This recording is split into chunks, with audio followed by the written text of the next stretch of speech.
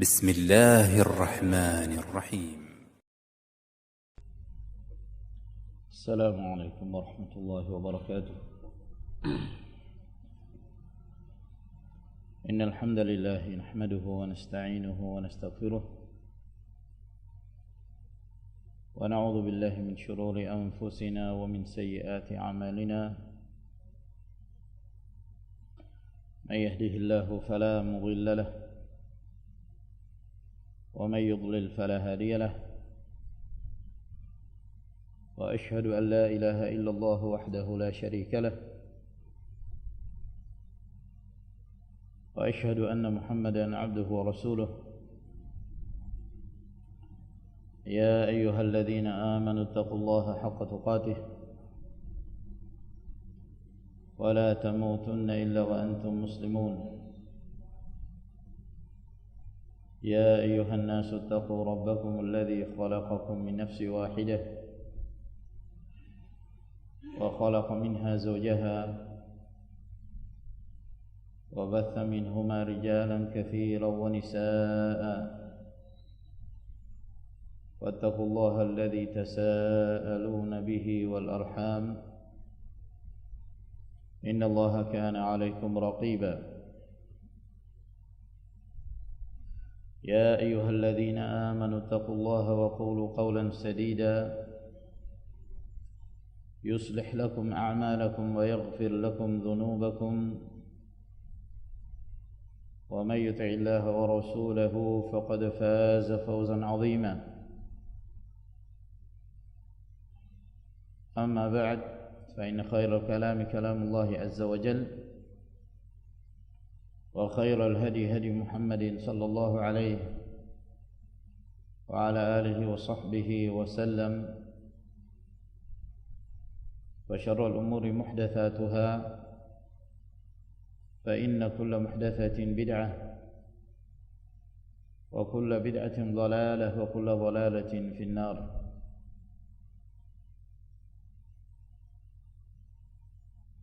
أيها الإخوة الأعزاء، alhamdulillah pada sore hari ini, hari yang ke-24 dari bulan Ramadan tahun 1442 Hijriah, Allah Jalla wa'ala memberi kemudahan kepada kita untuk kembali berkumpul dalam kajian rutin kita yang membahas Kitabus Siyam dari Umdatul Ahkam min kalami khairil anam, karya Al-Allamah Abdul Ghani bin Abdul Wahid Al-Maqdisi rahmatullahi ta'ala alaih. Dan pada akhir pembahasan kita telah menjelaskan hadis yang ke-24 dan 25 yang kandungan dari hadis tersebut menyebutkan larangan Rasulullah sallallahu alaihi wasallam kepada umatnya untuk berpuasa pada dua hari raya, Idul Fitr dan Idul Adha. Dan pada hadis yang terakhir yang diriwayatkan oleh Abu Sa'id Al-Khudri radhiyallahu anhu, disebutkan beberapa tambahan yang dilarang oleh Rasulullah sallallahu alaihi wasallam, yaitu larangan Nabi sallallahu alaihi wasallam untuk melakukan as-samma, berpakaian dengan cara as-samma. Dan telah kita terangkan makna as-samma, yaitu melilit kain untuk dijadikan sebagai pakaiannya, yang menyebabkan tangannya terkunci, terbelenggu di dalam, yakni dia tidak mengeluarkan tangannya, yang menyebabkan dia kesulitan untuk beraktivitas. Dan apabila hal-hal terjadi yang berkaitan dengan sesuatu yang dikhawatirkan akan memudaratkan dia, maka dia akan kesulitan untuk menggunakan tangannya. sebagaimana Rasulullah sallallahu alaihi wasallam melarang seseorang duduk ihtiba apabila dia memiliki satu lembar kain, satu lembar pakaian, karena dikhawatirkan akan menyebabkan tersingkapnya aurat. Sebagaimana Rasulullah sallallahu alaihi wasallam juga melarang umatnya dari mengerjakan salat ba'dal fajr dan ba'dal asr.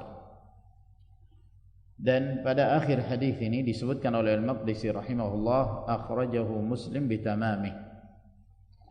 Hadis ini diriwayatkan oleh Imam Muslim secara sempurna, yakni seluruh larangan-larangan yang disebutkan dalam hadis itu disebutkan oleh Imam Muslim dalam sahihnya secara sempurna. Wa akhrajal Bukhari as-shauma faqat. Sementara Al-Imam Al-Bukhari beliau hanya meriwayatkan hadis yang berkaitan tentang larangan dari berpuasa pada hari raya saja. Larangan-larangan yang lainnya tidak disebutkan. Namun yang zahir apa yang disebutkan oleh Al-Maqdisi rahimahullah ini kekeliruan dari beliau, dan ada kemungkinan ini kesalahan beliau dalam menulis, yang lebih nampak bahwa ini terbalik. Justru Al-Imam Al-Bukhari rahimahullah ta'ala meriwayatkan hadis ini dalam sahihnya secara sempurna. Seluruh lafaz-lafaz tentang larangan yang disebutkan dalam hadis ini itu disebutkan dalam riwayat Al-Imam Al-Bukhari. Berbeda halnya dengan yang disebutkan dalam Sahih Muslim. Hanya disebutkan larangan Nabi sallallahu alaihi wasallam untuk berpuasa pada 2 hari raya. Dan telah kita terangkan kesepakatan para ulama tentang permasalahan dilarangnya seorang muslim berpuasa pada 2 hari raya tersebut. Kemudian kita masuk ke permasalahan yang berikutnya. Apa hukumnya berpuasa pada hari-hari tasyriq? Yang dimaksud hari-hari tasyriq yaitu tanggal 11, tanggal 12 dan tanggal 13 Zulhijjah. Disebut hari-hari tasyriq karena kebiasaan mereka dahulu, setelah mereka menyembelih hewan-hewan kurban mereka, maka sebagian dari daging tersebut dikeringkan dengan cara diletakkan di terik matahari. Nah, itu asal makna tasyriq. Tasyriq itu artinya memberi penyinaran, maksudnya mengeringkan daging-daging yang telah mereka sembelih pada Idul Adha. Dan yang sahih dari pendapat para ulama, yang dimaksud hari-hari tasyriq adalah 3 hari, yaitu tanggal 11, tanggal 12 dan tanggal 13 Zulhijjah. Yang nama-nama tersebut bagi kaum muslimin yang mereka menunaikan ibadah haji, tanggal 11 itu disebut Yaumul Qarr. Al-Qarr artinya menetap, karena itu adalah merupakan hari di mana kaum muslimin yang menunaikan ibadah haji mereka menetap di Mina. Lalu kemudian hari yang kedua tanggal 12 yang disebut An-Nafar Al-Awwal, karena pada hari tersebut diperbolehkan bagi seseorang yang mabit di Mina untuk meninggalkan Mina di hari itu. Faman ta'ajjala fi yawmaini fala itsma alaih. Apabila dia hanya mabit di Mina selama 2 hari, maka tidak ada dosa baginya. Hari yang ke-12 dia meninggalkan Mina. Dan hari yang ke-13 Zulhijjah yang disebut hari An-Nafar Ats-Tsani. Hari An-Nafar Ats-Tsani karena hari yang ke-13 tanggal 13 Zulhijjah merupakan hari di mana kaum muslimin yang menunaikan ibadah haji mereka seluruhnya meninggalkan Mina. Mereka yang menyempurnakan hingga 3 hari untuk mabit di Mina. Wa man ta'akhkhara fala itsma alaihi liman ittaqa. Jadi 3 hari ini disebut hari-hari tasyriq. Apa hukumnya berpuasa pada hari-hari tasyriq tersebut? Telah disebutkan dalam hadis-hadis yang sahih dari Nabi sallallahu alaihi wasallam yang menyebutkan secara nas tentang diharamkannya berpuasa pada hari-hari tasyrik. Dia mengikuti hari Id. Karena hari-hari tasyrik adalah hari-hari di mana kaum muslimin mereka makan dan minum dan berzikir kepada Allah Subhanahu wa taala. Sebagaimana yang disebutkan dalam hadis yang diriwayatkan oleh Imam Muslim dari hadis Abul Malih dari Nubaisyah Al-Hudali radhiyallahu anhu bahwa Rasulullah sallallahu alaihi wasallam bersabda, ayyamut tasyriqi ayyamu aklin wa syurbin. Hari-hari tasyriq adalah hari-hari makan dan minum. Dan disebutkan dalam hadis yang diriwayatkan oleh Imam Al-Bukhari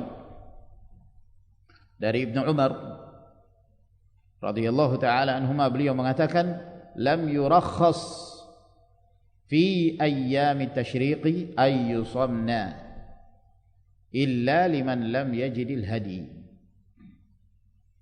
Tidak diberi rukhsah, tidak diberi keringanan pada hari-hari tasyrik bagi kaum muslimin untuk berpuasa, terkecuali bagi mereka yang tidak mendapatkan hadiyu untuk disembelih. Kecuali mereka yang tidak mendapatkan hadiyu untuk disembelih, yaitu bagi mereka yang menunaikan ibadah haji.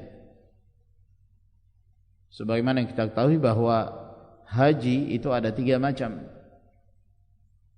Ada yang disebut haji ifrad, ada yang disebut haji qiran, dan ada yang disebut haji tamattu'. Yang berkewajiban untuk menyembelih hadiyu itu 2 jenis ibadah haji, haji qiran dan haji tamattu'.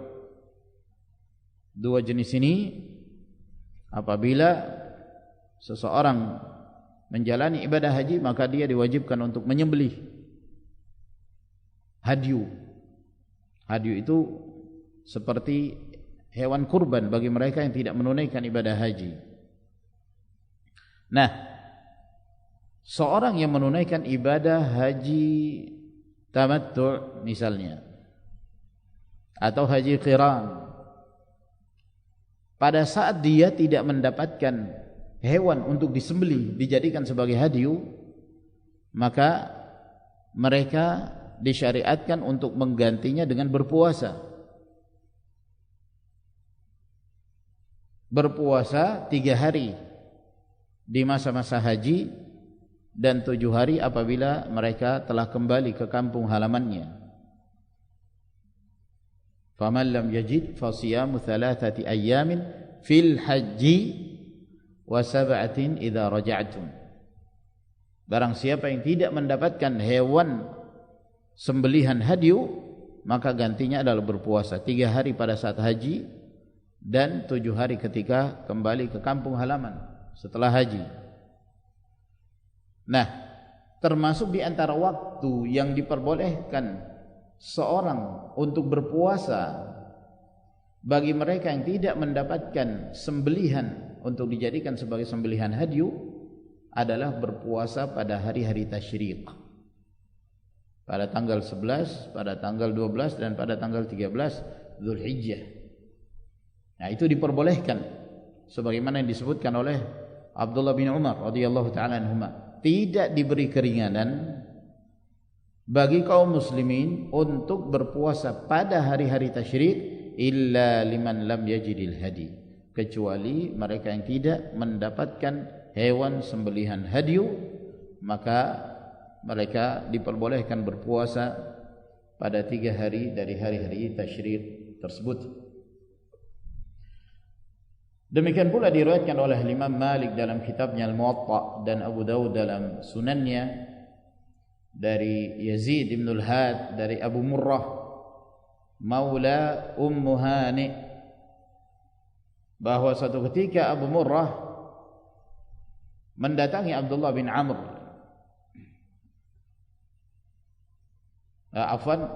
Abu Murrah mendatangi Amr bin Al-As bersama Abdullah bin Amr bin Al-As. Jadi Abu Murrah datang bersama Abdullah bin Amr bin Al-As bertemu ayahnya Abdullah bin Amr bin Al-As, yaitu Amr bin Al-As radhiyallahu taala anhu. Maka ketika mereka berdua ini datang, Abu Murrah bersama dengan anaknya Amr bin Al-As yaitu Abdullah bin Amr, maka Amr bin Al-As menghidangkan makanan untuk mereka berdua. Disiapkan makanan lalu kemudian didekatkan kepada keduanya. Kata Amr bin Al-As, makan. Makanlah kamu. Kata Abdullah bin Amr, ini shaim, saya sedang berpuasa. Subhanallah. Ini kita sudah terangkan sebelumnya. Abdullah bin Amr bin Al-As, semangat beliau dalam beribadah, terkhusus puasa dan qiyamul lail. Ya, beliau ingin berpuasa setiap hari. Maka Abdullah bin Amr mengatakan, saya berpuasa. Kata Amr, ayahnya, makan, kul.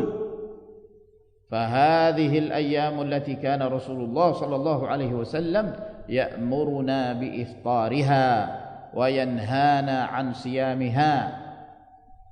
Hari-hari ini adalah merupakan hari yang mana Rasulullah sallallahu alaihi wasallam memerintahkan kami untuk tidak berpuasa, melarang kami untuk berpuasa pada hari-hari itu. Kata Imam Malik yang meriwayatkan hadis ini, wa hiya ayyamut tasyriq. Hari-hari yang dimaksud yaitu hari-hari tasyriq. Sebagaimana juga diriwayatkan oleh Al-Imam Ahmad dari Amr bin Sulaim dari ibunya, dia mengatakan bahwa pada saat kami berada di Mina, Ali bin Abi Thalib radhiyallahu taala anhu, beliau berkata, inna Rasulullah sallallahu alaihi wasallam qala, bahwa Rasulullah sallallahu alaihi wasallam bersabda, inna hadhihi ayyamu aklin wa syurbin fala yusumuha ahadun. Sesungguhnya hari-hari ini, yaitu ketika di Mina, berarti hari tasyrik, hari-hari ini adalah hari-hari makan dan minum, maka seorang pun jangan ada yang berpuasa. Jadi dalil-dalil ini ma'asyiral ikhwah rahimakumullah sangat jelas sekali menunjukkan bahwa seorang tidak diperbolehkan berpuasa pada hari-hari tasyrik kecuali satu keadaan, yaitu seorang yang tidak mendapatkan sembelihan hadi, maka gantinya adalah berpuasa 3 hari, dan diperbolehkan baginya berpuasa di hari-hari tasyrik tersebut. Oleh karena itu disebutkan oleh Ibn Abdul Barr rahimahullah ta'ala dalam kitabnya At-Tamhid, kata beliau, wa amma siyamu ayyam at-tasyriq fala khilafa baina fuqaha'il amsar fima alimtu annahu la yajuzu li ahadin sawmuha tatawwu'a. Adapun berpuasa pada hari-hari tasyrik, maka tidak ada perselisihan di kalangan para fuqaha yang ada di berbagai negeri. Sebagaimana yang aku ketahui bahwa tidak diperbolehkan bagi siapapun untuk berpuasa pada hari-hari tersebut puasa tatawwu', puasa sunnah. Kemudian permasalahan yang berikutnya, termasuk diantara yang diperselisihkan oleh para ulama, apakah termasuk puasa yang dibenci berpuasa pada bulan tersebut atau tidak, yaitu berpuasa pada bulan Rajab. Apa hukumnya mengkhususkan puasa pada bulan Rajab? Ada riwayat-riwayat yang datang dari sebagian para ulama ussalaf dari kalangan para sahabat radhiyallahu taala anhum dan setelahnya, yang mana mereka membenci seseorang mengkhususkan bulan Rajab dengan puasa. Seperti riwayat yang disebutkan oleh Ibn Abi Syaibah dalam kitabnya Al-Musannaf, At-Tabarani dalam Al-Mu'jam Al-Awsat, dari Kharashah Ibn Al-Harb atau Ibn Al-Hurr. Beliau mengatakan, ra'aitu Umar yadribu akuffan nasi fi Rajab hatta yada'uha fil jifan. Kata Kharashah, aku melihat Umar radhiyallahu anhu, beliau memukul tangan-tangan manusia di bulan Rajab. Dipukul untuk apa? Untuk diarahkan tangan itu ke piring-piring yang telah disediakan makanan di atasnya. Lalu Umar radhiyallahu anhu mengatakan, "Kulu, makanlah kalian. Fa innama huwa syahrun kana yu'azzimuhu ahlul jahiliyah." Ini adalah bulan, yaitu bulan Rajab, merupakan bulan yang dahulu diagungkan oleh kaum jahiliyah. Mereka mengagungkannya. Riwayat ini disahihkan oleh Al-Albani rahimahullah ta'ala dalam silsilah al-hadits as-sahihah. Maka hadis ini riwayat Umar bin Al-Khattab radhiyallahu ta'ala anhu menunjukkan bahwa Umar membenci apabila ada di antara kaum muslimin yang mereka mengkhususkan bulan Rajab dengan berpuasa, dan beliau memerintahkan mereka untuk makan hingga dibawakan kepada mereka piring yang sudah disediakan makanan di atasnya, lalu mereka diperintahkan untuk makan.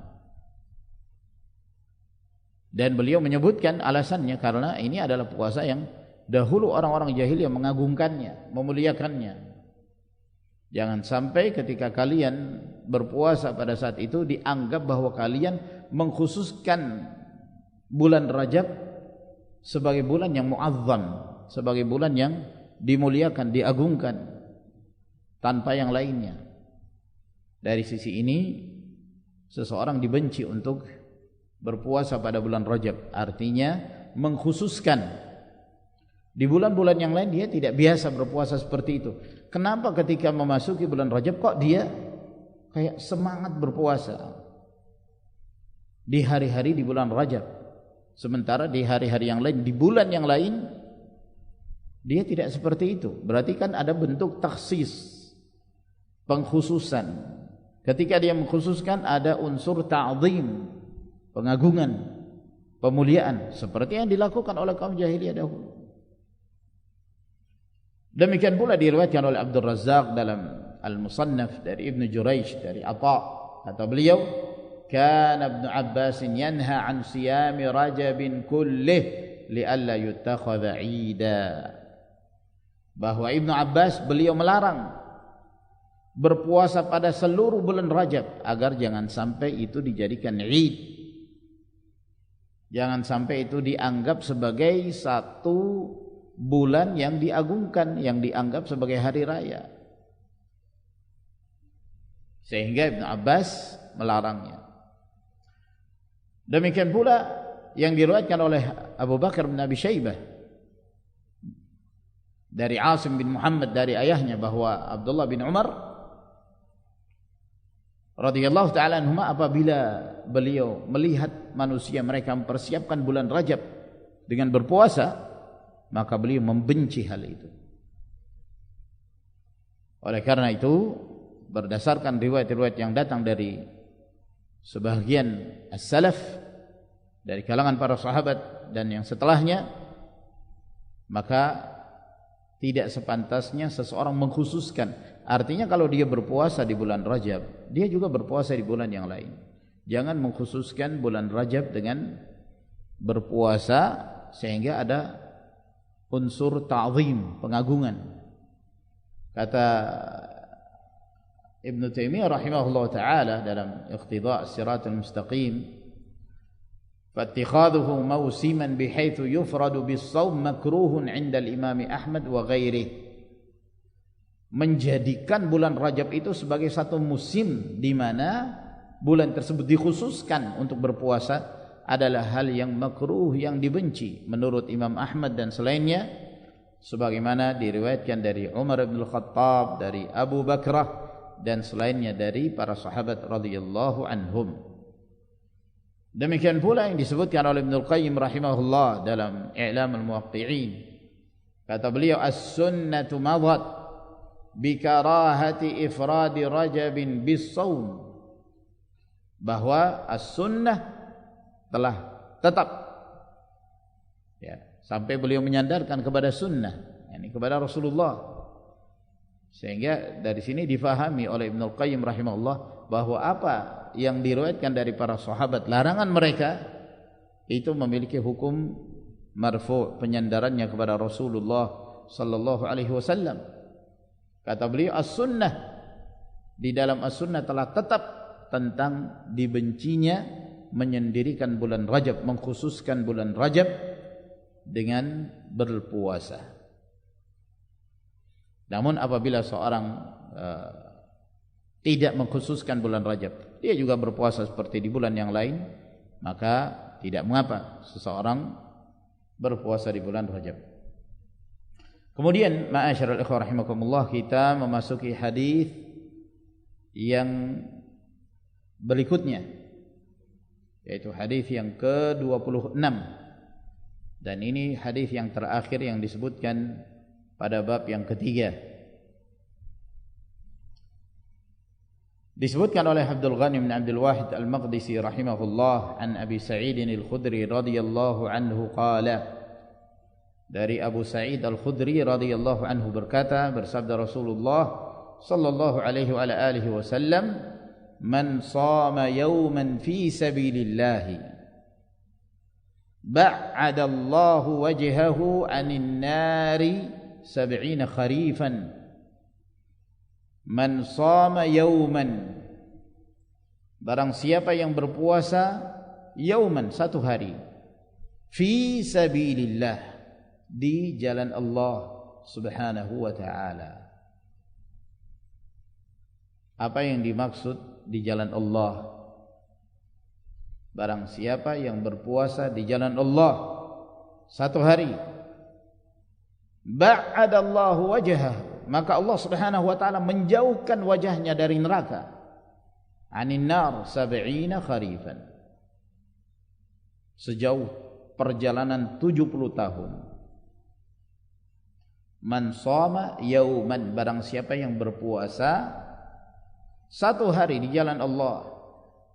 Apa yang dimaksud di jalan Allah? Sini ada dua pendapat. Pendapat yang pertama, mereka memahami bahwa yang dimaksud fi sabilillah, di jalan Allah subhanahu wa ta'ala, yang dimaksud adalah berjihad. Sedang berjihad, sedang berperang, dia berpuasa, ya. Sebagaimana yang disebutkan oleh Ibnu Daqiq al-Id, kata beliau, al-akthar fihi isti'maluhu fil jihad, bahwa mayoritas para ulama membawa makna fi sabilillah di sini adalah berjihad di jalan Allah subhanahu wa ta'ala. Oleh karena itu diterangkan oleh An-Nawawi rahimahullah bahwa hadis ini fihi fadilatus siyam fi sabilillah. Di dalam hadis ini terdapat keutamaan berpuasa di jalan Allah, yaitu dalam berjihad. Wa huwa mahmulun ala man la yatadarraru bihi. Namun ini dibawa kepada keutamaan seorang yang berpuasa dalam keadaan berjihad apabila tidak memudaratkan baginya, wala yufawwitu bihi haqqan, dan tidak menyebabkan diterlantarkannya hak yang wajib untuk dia tunaikan. Wala yakhtallu bihi qitalu, dan juga tidak akan menyebabkan terhalang dia untuk berperang dalam jihad, menyebabkan dia lemah, menyebabkan dia tidak mampu mengangkat senjata dalam berjihad. Wala ghairuhu min muhimmati ghazwihi, dan dia tidak terhalang untuk melakukan hal-hal yang lainnya yang penting dalam berperang, dalam berjihad di jalan Allah Subhanahu wa taala. Sehingga seorang yang berjihad di jalan Allah lalu kemudian dia berpuasa pada saat itu, maka dia meraih dua keutamaan berpuasa dan keutamaan berjihad di jalan Allah tabaraka wa taala. Ini bagi yang membawa makna fi sabilillah itu pada jihad.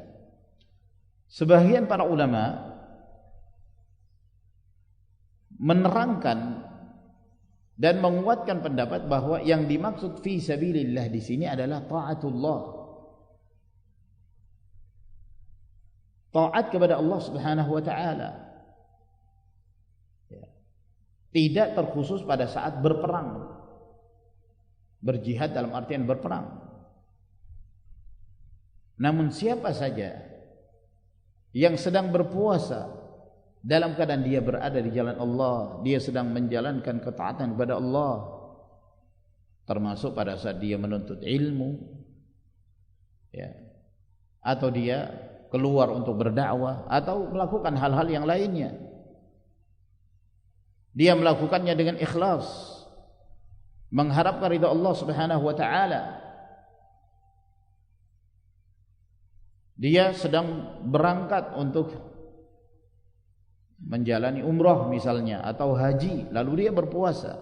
Jadi fi sabilillah secara umum.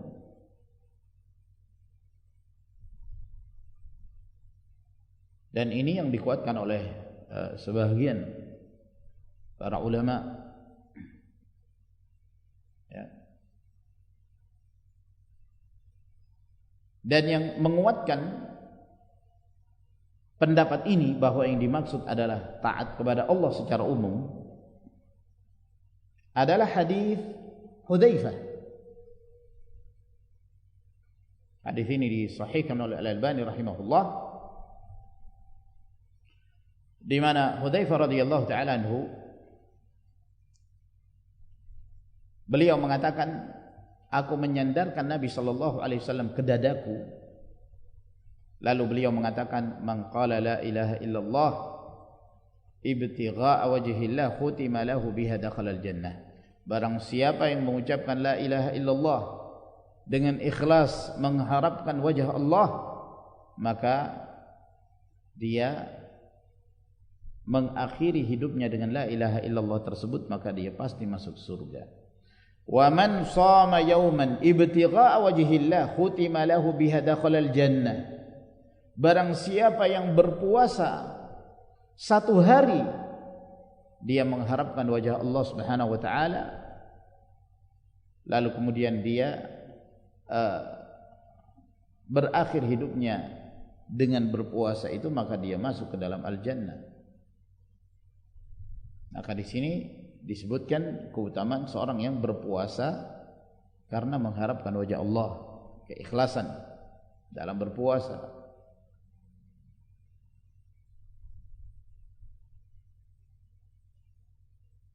Sehingga kata para ulama, hadis ini bisa menguatkan bahwa makna fi sabilillah di sini maksudnya seorang yang berpuasa dengan penuh keikhlasan mengharapkan ridha Allah Subhanahu wa taala, maka dia fi sabilillah. Barang siapa yang berpuasa di jalan Allah, ba'adallahu wajhah, maka Allah Subhanahu wa taala menjauhkan wajahnya. Yang dimaksud wajahnya di sini adalah zatnya. Jadi bukan hanya wajahnya saja yang dijauhkan dari api neraka, ya seluruhnya. Ya.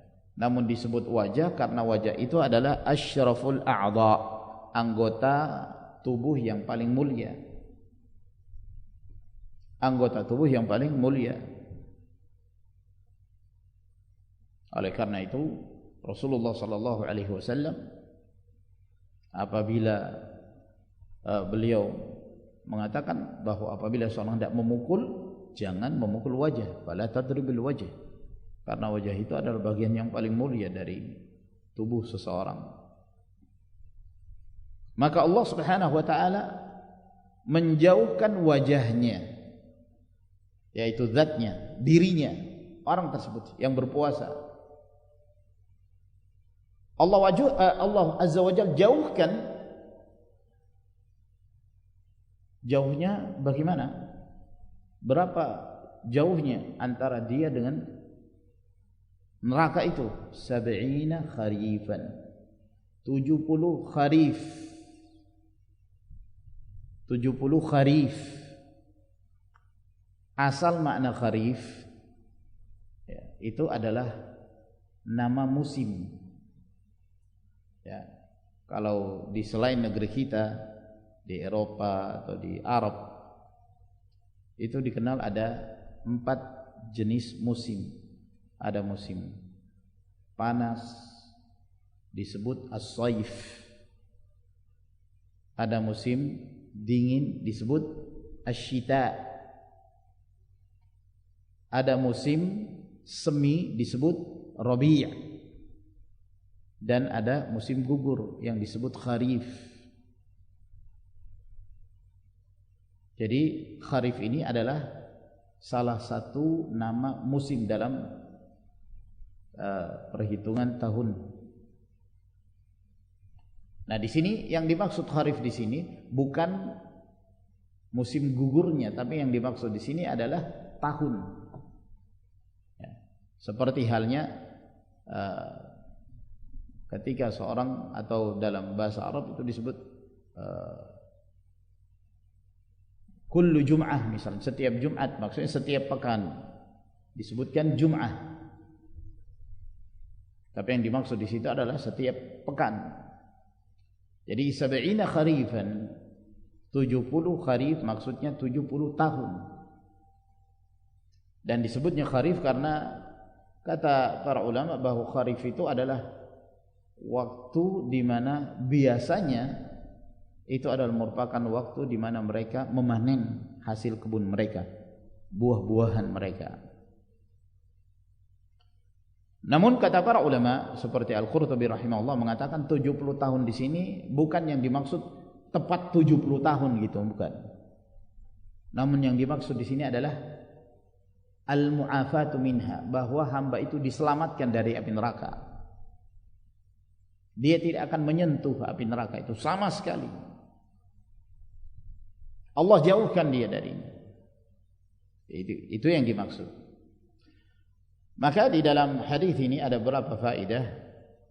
Yang pertama, hadis ini menerangkan keutamaan berpuasa fi sabilillah.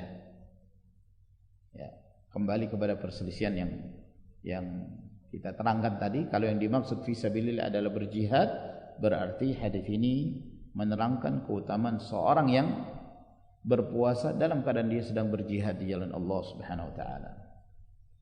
Atau kita mengatakan bahwa secara umum taat kepada Allah, seorang sedang menuntut ilmu lalu dia berpuasa, maka itu juga merupakan bagian dari fi sabilillah dengan cara dia ikhlas mengharapkan ridha Allah tabaraka wa taala. Di dalam hadis ini juga termasuk di antara faedahnya keutamaan seseorang mati dalam keadaan dia beramal saleh. Mati dalam keadaan dia beramal saleh. Dan itu disebutkan pula dalam hadis Hudzaifah yang telah kita sebutkan. Di sini ada satu permasalahan sebelum kita mengakhiri pembahasan kita tentang masalah apa hukumnya membatalkan puasa sunnah.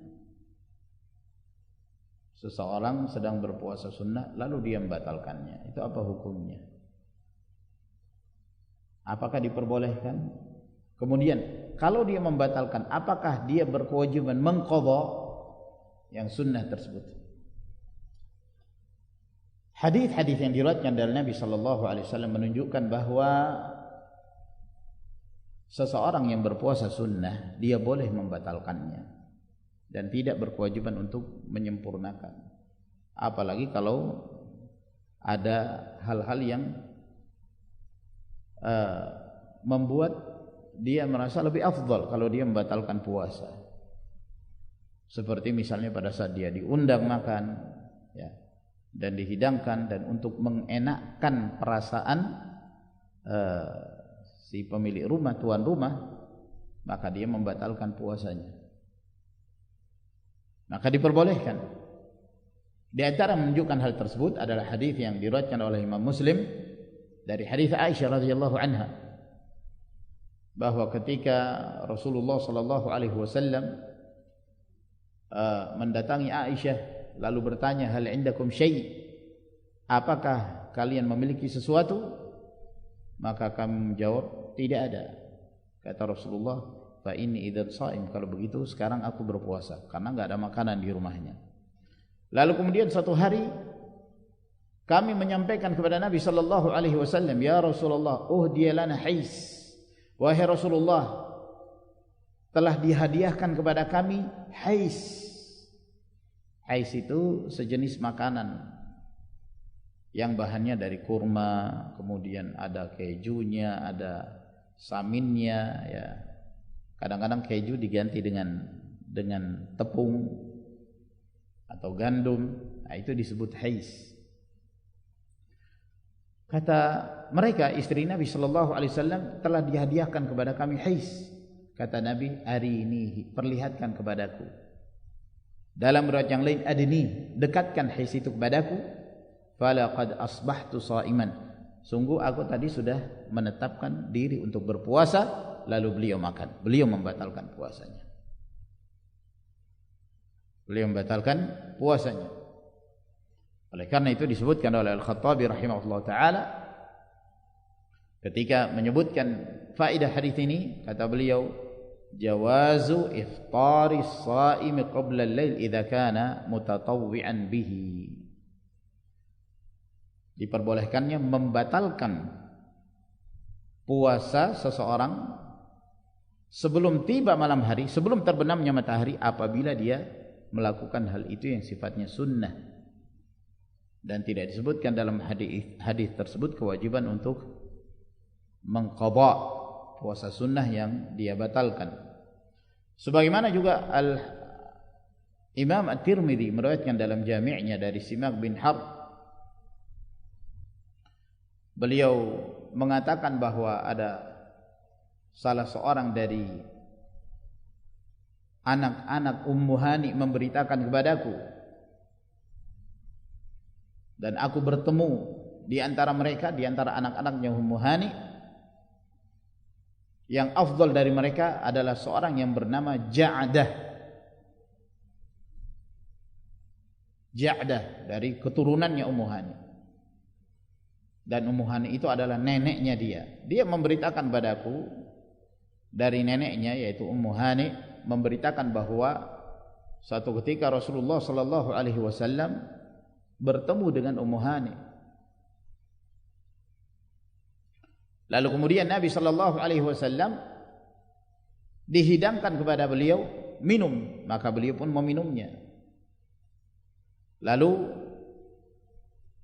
setelah itu Nabi sallallahu alaihi wasallam memberikan minum itu kepada Ummu Hani, dan Ummu Hani pun meminumnya. Lalu kata Ummu Hani, wahai Rasulullah, ama inni kuntu shaimah, wahai Rasulullah, tadi itu aku sedang berpuasa. Tadi aku sedang berpuasa. Lalu dia membatalkan karena Nabi yang memberikan kepadanya minum.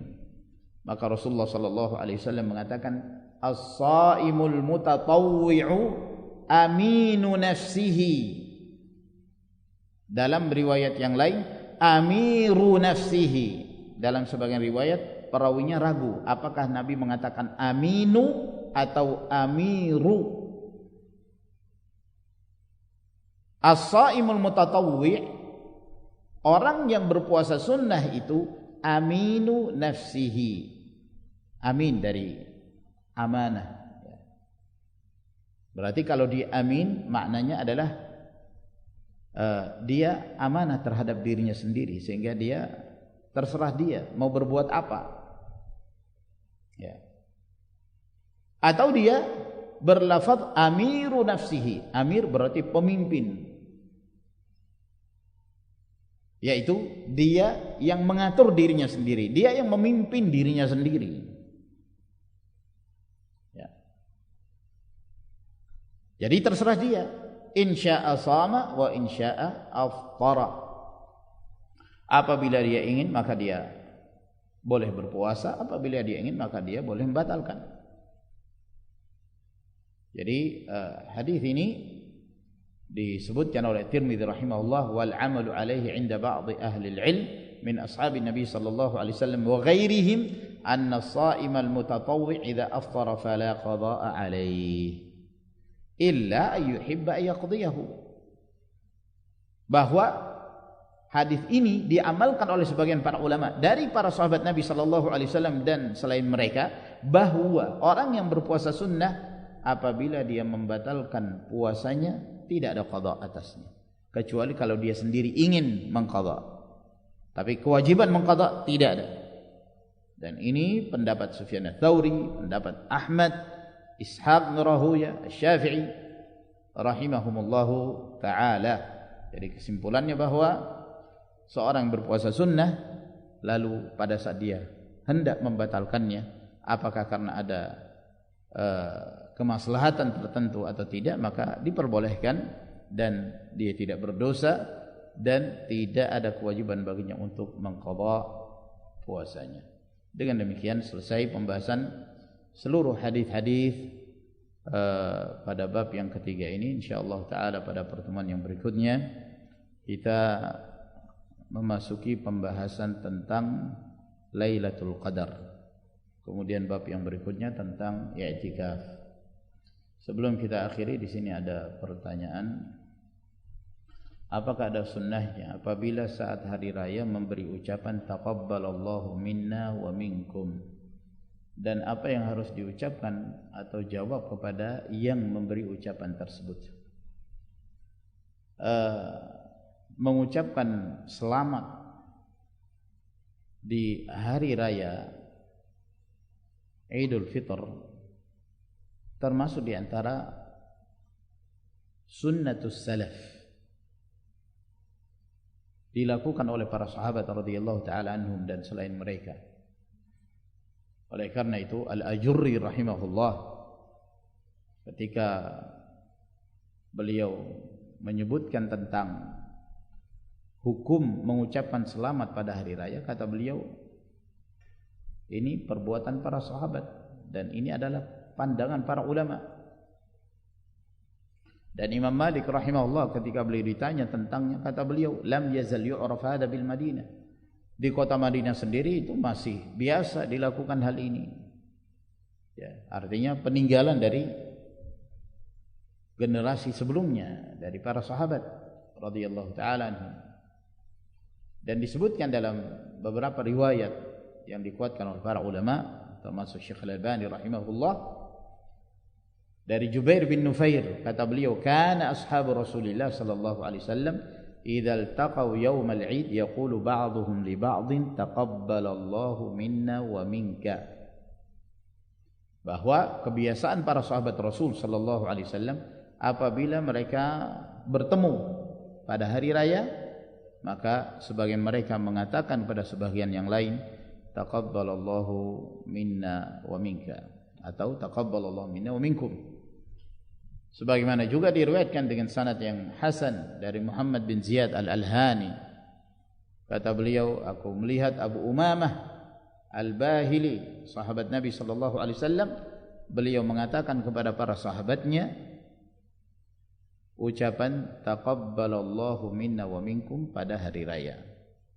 Jadi ini menunjukkan bahwa ini tidak mengapa mengucapkan hari raya kepada yang lain, ya. Dan para ulama menganggap bahwa ini termasuk di antara urf, apa yang menjadi kebiasaan kaum muslimin, ya. Selama ucapan-ucapan tersebut tidak mengandung kemungkaran, maka tidak mengapa. Apakah ucapan taqabbalallahu minna wa minkum, atau mungkin dengan ucapan yang lain minal aidin wal faizin, ya, Artinya itu bentuk doa, semoga kita termasuk di antara orang-orang yang meraih kemenangan dan yang kembali kepada Allah Subhanahu wa taala dengan kebaikan. Ya. Atau ucapan-ucapan yang lainnya, mungkin di sebagian daerah punya bahasa daerah, misalnya ucapan hari raya. Di Jawa apa aja? Hari raya. Hah? Kalau di Jawa Sugeng misalnya, wah terkenal di hari raya, terkenal Sugeng, Sugeng Riyadin misalnya, ya. Atau mungkin ada yang lainnya, mengucapkan selamat. Intinya adalah menyenangkan orang lain dan untuk menampakkan bahwa hari itu adalah hari yang penuh dengan kegembiraan bagi kaum muslimin. Ini tidak mengapa insyaallah taala. Tayyib, saya kira sampai di sini insyaallah kita lanjutkan pada